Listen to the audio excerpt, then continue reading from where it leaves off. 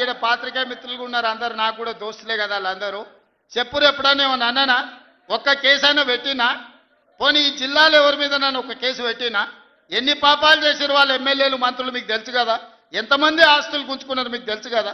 ఎవరినన్నా నేను కక్షతోనేమన్నా చేసినా? నేను ఒకటే అనుకున్నా, ఎవరి పాపానికి వాడు పోతాడు. మనం చూసినా చూడకపోయినా పైన దేవుడు ఉన్నాడు, పైనుంచి కిందికి చూస్తూనే ఉంటాడు. ఎవరిని లెక్క వానికి రాస్తూనే ఉంటాడు, ఎవరిని మిత్తి వానికి చెల్లిస్తూనే ఉంటాడని. ఆ మిత్తిలో భాగంగానే నేను ప్రమాణ స్వీకారం చేయడానికి పోయిన రోజే మంచం మీద నుంచి బోర్ల పడి మక్కెలు ఇరిగి మూలకు పడ్డాడు. ఇక ఆయన నిన్నొచ్చి పెద్ద మనిషిలాగా మంచి చెప్తాడేమో అనుకున్నా. తోలు తీస్తా అని అన్నాడు. తోలు తీస్తాడంటేనే ఇక నేను చెప్పదలుచుకున్నా, అయ్యేగా నా సంగతి వదులు కానీ మా సర్పంచులు వచ్చిండ్రు, రా ఏ తోలు తీస్తావురా? నీ తోలు తీసుడు కాదు, నిన్ను చీరి చింత కట్టి చింత మడకల ఏలాడేసి కొడతారో లేదో మా సర్పంచులు, రా కొడంగల్కి వస్తావా లేకపోతే మమ్మల్ని చింతమడకకు రమ్మంటావా? మా సర్పంచులను తోలుతా. సోయి లేని మాటలు, స్థాయి లేని విమర్శలు. ఒక్కటన్నా అక్కడికి వచ్చే మాట మాట్లాడిండా? 10 ఏళ్ళు నువ్వు పూర్తి చేస్తే, 10 ఏళ్ళు ఎస్ఎల్బి పూర్తి చేస్తే నల్గొండకు 4 లక్షల ఎకరాలకు నీళ్లు వచ్చేది. 10 ఏళ్ళు పాలమూరు రంగారెడ్డి పూర్తి చేస్తే పాలమూరు జిల్లాలో 10 లక్షల ఎకరాలకు వచ్చేది. కల్వకుర్తి పూర్తి చేస్తే 3.5 లక్షలకు వచ్చేది. బీమా పూర్తి చేస్తే 2 లక్షలకు వచ్చేది. కోయిల్ సాగర్ లేకపోతే ఏది చేసినా, నెట్టంపాటు చేసినా, నా మక్తల్ నారాయణపేట కొడంగల్ పూర్తి చేస్తే 1.5 ఎకరాలకు మాకు నీళ్ళు వచ్చి ఇవాళ కందులు వండించి, జొన్నలు వండించి, కల్తీ కళ్ళు దాగి బతికే పరిస్థితి మాకెందుకు ఉంటుండే? మేము కూడా మీ లెక్కనే మంచిగా పంటలు వండించేటోళ్ళం, మంచి బట్టలు తొడుక్కునేటోళ్ళం, మేము కూడా మా పిల్లల్ని చదివించుకునేటోళ్ళం. 10 ఏళ్ళు పగబట్టి నారాయణపేట మక్తల్ ప్రాజెక్టును ఈనాడు పక్కన పెట్టి 69 జీవోను తుంగలో దొక్కితే ఊరూరు ఎత్తిపోతల పథకం కోసం మా కార్యకర్తలు, ఈ ప్రాంత రైతులు ధర్నాలు చేయలేదా? పార్టీలకు అతీతంగా 69 జీవో కోసం కొట్లాడలేదా? నీ సొమ్మె ఏం పోయిందా? మాకు నీళ్ళు ఇవ్వాలంటే నీకు ఇంత కడుపు నొప్పా? నువ్వు మళ్ళీ బయటకు వచ్చి ఇవాళ ఆయన తోలు తీస్తా అంటు. తోలు నాది కాదు కానీ ఆ షేక్పేటలో మటన్ కొట్టు మస్తాన్ ఉంటాడు, ఆయన రోజు మేకలను కోసి మండి నడుపుతుంటాడు. ఆయన చెప్పిన కేసీఆర్ ఖాళీగా ఉన్నాడంటనే తోలు తీస్తాడంట. నీ మటన్ కొట్టు మస్తాన్ దగ్గర ఇంత నౌకరీ ఇయ్యండ్రి, ఇంత బోటో కూరనో పోయేటప్పుడు ఈయన బొక్కనో. ఎందుకంటే పోసిన వాళ్ళకు మామూలుగా తోలు తలకాయలు ఇస్తాం కదా మనం ఇంటికాడ దసరా పండుగ అప్పుడు, అవునా? ఏం శివకుమార్ రెడ్డి, మన ఇళ్ళల్లో పండుగ పూట వచ్చి యాటను కోస్తే కాళ్ళు తలకాయ కోసినోనికి ఇస్తాం కదా. ఇక మటన్ కొట్టు మస్తాన్ కూడా చెప్పిన, ఆ కేసీఆర్ ఖాళీగా ఉన్నాడంటేనే 2 ఏళ్ళు ఫామ్ హౌస్లో ఏం చేస్తుండంటే తోలు తీసేది ప్రాక్టీస్ చేసిండంట. తోలు బాగా తీస్తాడంట. నీ మటన్ కొట్టులో ఈ తోలు తీస్తాడు, కాళ్ళు తలకాయలు మాత్రం ఉచితంగా సాయంత్రం పోతే దావతులో బోటిగిన ఏమైనా కొట్టుకొని సాయంత్రం 2 వేసేటప్పుడు తీసుకుంటాడేమో అని.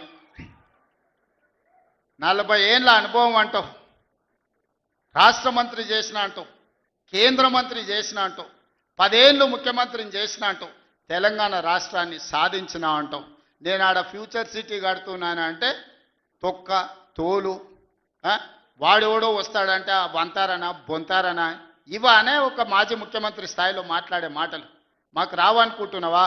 మర్యాద ఉండదని మేము మాట్లాడతలేం, మర్యాద ఉండదని ఇవన్నీ విషయాలు మేము మాట్లాడతలేం. కానీ మాట్లాడ మొదలు పెడితే నువ్వు కాదు కదా, నడువుకు రాయి కట్టుకొని ఆడ ఉన్న మల్లన్న సాగర్లో దుంకి చచ్చిపోతావు. మల్లన్న సాగర్ కాకపోతే రంగనాయ సాగర్లో మెడకు తాడేసుకొని ఊరేసుకొని చచ్చిపోతావు. చంద్రశేఖర్ రావు గారు, నన్ను గెలకకు. నేను అన్నీ చూసిన. ఎక్కడి నుంచి వచ్చిన? నేను నల్లమల్ల అడవుల నుంచి వచ్చిన. జడ్పీటీసీ గెలిచిన, ఎమ్మెల్సీ గెలిచిన, ఎమ్మెల్యే గెలిచిన, ఎంపీ గెలిచిన, తెలంగాణ రాష్ట్రానికి ముఖ్యమంత్రి అయినా అమాం బాపత్ గాని కాదు. అక్కడి నుంచి వచ్చి అమెరికాలో అంట్లుదోమ వస్తే అయ్య పేరు చెప్పి మంత్రి అయినోని కాదు. ఊర్లో దుక్కి దున్ని కష్టమంటే తెలిసి రైతుల నుంచి వచ్చినోని, రైతు బిడ్డను. నాతోని తమాషాలు చేయకు. దుబాయ్ పాస్పోర్ట్ బ్రోకర్ల దందా చేయలే, రియల్ ఎస్టేట్ బ్రోకర్ దందా చేస్తుంది ప్రభుత్వం అంటున్నాడు. రియల్ ఎస్టేటు వ్యాపారం పెంచుతుంది, రియల్ ఎస్టేట్ ఆదాయాన్ని పెంచుతుంది, రియల్ ఎస్టేట్ అభివృద్ధిని తీసుకొస్తుంది. నీ కొడుకేమో హైదరాబాద్లో రియల్ ఎస్టేట్ వాడిపోయిందంటావు, నువ్వు వచ్చేమో ఈ ముఖ్యమంత్రి రియల్ ఎస్టేట్ దందా చేస్తున్నాడు అంటాడు. ఇదేమన్నా పాస్పోర్ట్ బ్రోకర్ల దందానా? నేను ఎవరినేం దుబాయ్కి పంపుతా అని మోసం చేయలే. భూములు, ప్రభుత్వ భూములు పరిశ్రమలు పెట్టడానికి రైతులు అడిగిన నష్టపరిహారం ఇచ్చి నిన్నగాక మొన్న మక్తల్ నారాయణపేట కొడంగల్ ప్రాజెక్టుకు 12 లక్షలు ఇస్తామన్నాం. మా రైతులందరూ కాదు కూడదన్నారు. ఏం కావాలన్నా అడగమని మా శ్రీహరికి మా శివకుమార్ రెడ్డికి చెప్పిన, మా పర్ణికమ్మకు చెప్పిన. వాళ్ళు పోయి మాట్లాడిను. వాళ్ళు అడిగింది నాకు వచ్చి చెప్పురన్న. వాళ్ళు 20 లక్షల ఎకరం కావాలన్నారు. పిలిచి క్యాబినెట్లో పెట్టి ఎకరాకి 20 లక్షల దాకా ఇచ్చి 96% ప్రజలు ఏకగ్రీవంగా ఆమోదిస్తే వాని భూమి పోయిన దుఃఖంలో ఉంటాడు, 10 రూపాయలు ఎక్కువ ఇవ్వాలని 20 లక్షల ఎకరాలాగా చెల్లించి నిన్నగాక మన లగచర్లలా లేకపోతే హకీంపేటలో పోలేపల్లి భూమి తీసుకున్నాం. మొదట్లో 7 లక్షలు అన్నారు. అధికారులతో పంచాయతీ పెట్టుకోరు. పాపం తెలిసి తెలియక వాళ్ళు చేసిన అబద్ధాలకు ఈరోజు పంచాయతీ పెట్టుకోరు. చివరికి అడిగినాం 20 లక్షలు 22 లక్షలు కావాలని ఇచ్చినాం.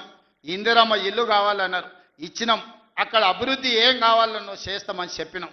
ఆడకు జూనియర్ కాలేజ్ ఇచ్చినాం, మెడికల్ కాలేజ్ ఇచ్చినాం, ఇంజనీరింగ్ కాలేజ్ ఇచ్చినాం, డిగ్రీ కాలేజ్ ఇచ్చినాం, అగ్రికల్చర్ కాలేజ్ ఇచ్చినాం, వెటర్నరీ కాలేజ్ ఇచ్చినాం.